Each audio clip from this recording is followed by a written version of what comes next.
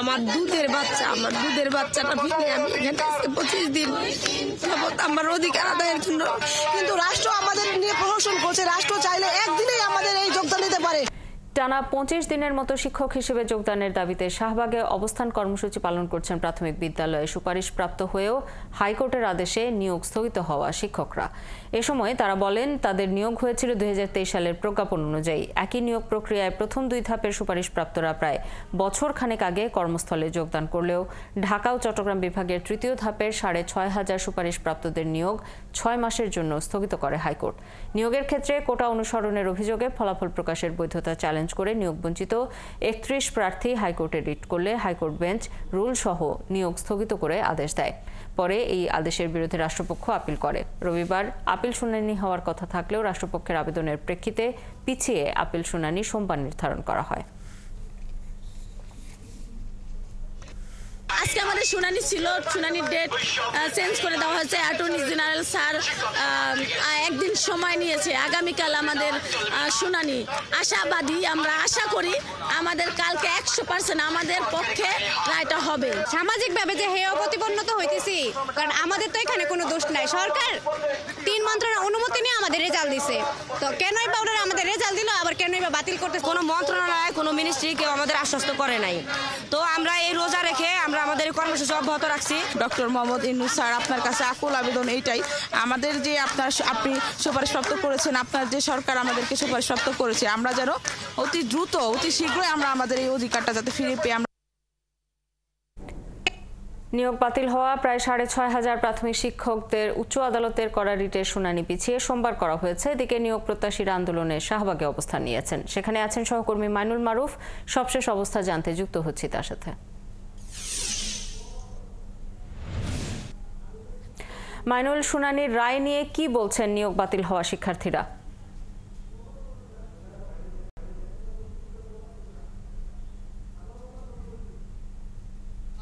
আজকে কিন্তু তাদের যে শিক্ষক নিয়োগের যে বিষয়টি সেটি কিন্তু আজকে আপিল বিভাগের শুনানির জন্য ছিল, তবে সেটি রাষ্ট্রপক্ষের আবেদনের প্রেক্ষিতে পিছিয়ে দেওয়া হয় এবং তার আজকে যে শিক্ষকরা আছেন তারা বলছেন যে তারা প্রত্যাশা করছেন যে আগামীকালকে তাদের যে চাওয়াটা, তাদের চাকরি ফিরিয়ে দেওয়ার যে দাবি, সেই দাবি পূরণ হবে। উচ্চ আদালত বা সর্বোচ্চ আদালত আপিল বিভাগ থেকে তাদের পক্ষে একটি আদেশ আসবে এবং সেই আদেশের অপেক্ষা কিন্তু তারা আছেন এবং তারা বলছেন যে তারা 25 দিন ধরে এখানে এই অবস্থান কর্মসূচি পালন করছেন এবং কি আজকে এই তীব্র রোদ এবং রোজা রেখে কিন্তু তারা এখানে আছেন এবং তারা বলছেন তারা তাদের দাবি আদায় না করে ফিরে যাবেন এবং আগামীকালকের অপেক্ষায় আছেন। আগামীকাল রাষ্ট্রপক্ষ যেহেতু আজকে আবেদন করেছিল আগামীকালকে শুনানির জন্য, সেই আবেদনের কালকে শুনানি হবে এবং সেই শুনানিতে তারা আশা করছেন যে সর্বোচ্চ আদালত থেকে তারা তাদের পক্ষেই আদেশ পাবেন। এবং আমি এই মুহূর্তে আমার সাথে আরো যে আন্দোলনকারী আছেন আমি তাদের সাথে কথা বলতে চাই।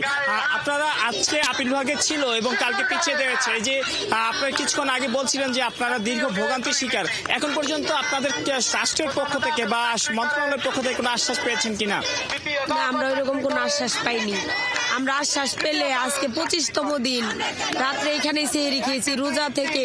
আমার দুধের বাচ্চাটা ফিরে আমি এখানে 25 দিন আমার অধিকার আদায়ের জন্য মাঠে পড়ে আছি। বাচ্চাটা কি খাচ্ছে আমি জানি না। আমার বাচ্চার বয়স 1.5 বছর। তাকে আমি বাসায় ফেলে আজকে চলে আসছি। আমার গলা ভেঙে গেছে রোদে পুড়ে, কেয়ারশেল খেয়ে, জল কামান খেয়ে এখানে পড়ে আছি অন্যায়ের প্রতিবাদ করতে। আমি মনে করি রাষ্ট্র চাইলে এটা একদিনে সমাধান দিতে পারে। তারা যেমনটা বলছিলেন যে তারা এখন সম্পূর্ণভাবে আদালতের উপর নির্ভরশীল এবং তারা চান যে আদালত তাদের যে বিষয়টি বিবেচনা করুক, তাদেরকে ন্যায় বিচার দিক এবং সেই ন্যায় বিচার প্রত্যাশায় তারা আছেন। এবং তাদের যে আরেকটি যে চাওয়া তারা বলছিলেন যে গত কয়েকদিন ধরে আদালত হাইকোর্ট যখন তাদের নিয়োগ স্থগিত করে তারপর থেকে তারা সামাজিকভাবে হেয় প্রতিপন্ন এবং তারা চান যে আদালতের এই রায়ের মাধ্যমে তারা যেন আনন্দের সাথে যেন বাড়ি ফিরে যেতে পারেন, তারা তাদের পরিবারের সবার কাছে যেন বলতে পারেন যে তারা যে চাকরি পেয়েছিলেন তা তাদের আছে এবং তারা যে চাকরি থেকে বাতিল হননি তা যেন তারা বলতে পারেন। এখানে আমি আরো একজনের সাথে কথা বলতে চাই এবং তার কাছ থেকেও জানতে চাই আপনার পরিবারের কি অবস্থা এবং কতদিন যাবতে আন্দোলনে আছেন আপনি? আমরা 25তম দিন রাজপথে আছি। শাহবাগের রাজপথে আমরা জলকামান খেয়েছি। এই উত্তপ্ত রোদে আমরা এখনো পড়ে আছি। গতকাল আমাদের মুসলিম ভাইরা এখানে সেহরি করেছে। আজকে রোজা রেখে আমরা এখানে পড়ে আছি শুধু আমাদের যোগদানের অপেক্ষায়।